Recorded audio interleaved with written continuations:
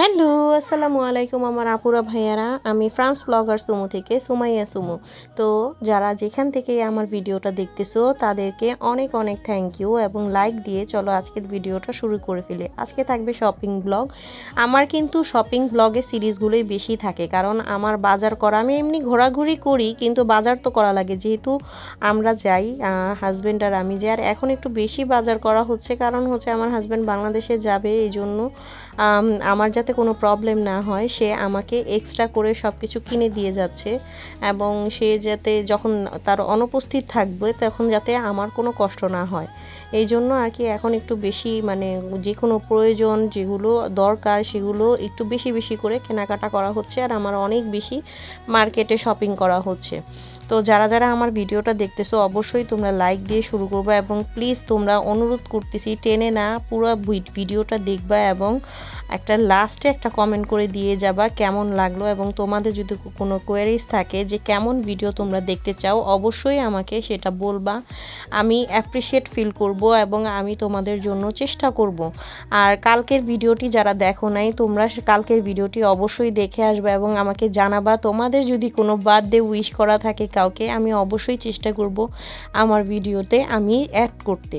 তাহলে চলো বাসা থেকে বের হয়ে গেলাম, একটু সন্ধ্যার টাইমে বের হয়েছিলাম, কারণ অনেক বেশি রোদ্রে আমার মাথা ঘুরায় আর এত বেশি খারাপ লাগে। গাড়ি তো আগুন গরম হয়ে থাকে, এসি আছে কিন্তু তারপরও অত মানে অনেক বেশি খারাপ লাগে রোদ্রে, আমি রৌদ্র নিতে পারি না।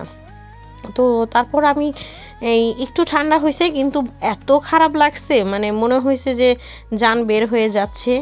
আর হঠাৎ করে ঠান্ডা, হঠাৎ করে গরম, এমন একটা ওয়েদার খুবই খুবই মানে বাজে লাগে, ভালো লাগে না এখন আর। তো এখন আমাদের এখানে ফ্রান্সে গরম চলতেছে, 2 মাস গরম থাকবে। আর আমার আশেপাশে যদি একটু সাউন্ড থাকে তোমরা সেটা ইগনোর করবা। তো আমি এই তো ঘরের বাজার করার জন্য চলে গেলাম, যে বাচ্চাদের সিরিয়াল কিনবো, বাচ্চাদের প্রয়োজনীয় জিনিসপত্রগুলো কিনবো। তো যেগুলো মান্থলি, আর এখন ছিল একটু ডিসকাউন্টের সময়, আরও আমরা বেশি করে সাবান শ্যাম্পু এগুলো কিনে রাখতেছিলাম, যেহেতু ডিসকাউন্টের টাইমে আমরা সবাই চেষ্টা করি কেনাকাটা। আর একটু মার্কেটে যে সাজিয়ে ফেলছিল ওরা স্প্রিংয়ের মানে ফুলগুলো দিয়ে, স্প্রিং যে ফুল দিয়ে ভরা থাকে সেভাবে করে ওরা সাজিয়েছে, অনেক কিছুতে ডিসকাউন্ট ছিল।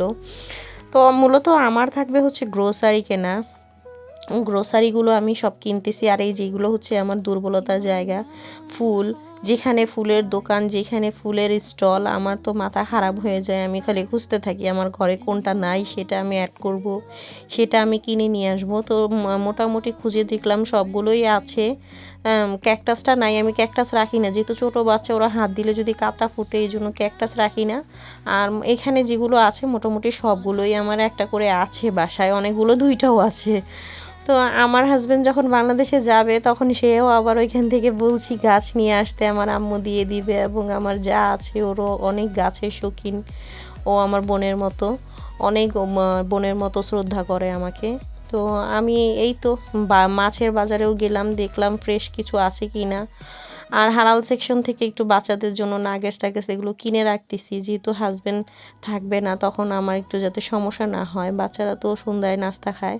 তো এই তো দেখো আমার এই যে এগুলো হচ্ছে যে দধিগুলো, এই দধিগুলো আমার বাচ্চারা খুব পছন্দ করে, আর দুধ সিরিয়াল যেগুলো আর কি আমাদের অ্যাসেনশিয়াল সেইটা। আর আমার ছেলে তো সে খেলা করতেছে যে কেশিয়ার তার সাথে, আর ওই মেয়েটাও খুব মজা করতেছে ওর সাথে।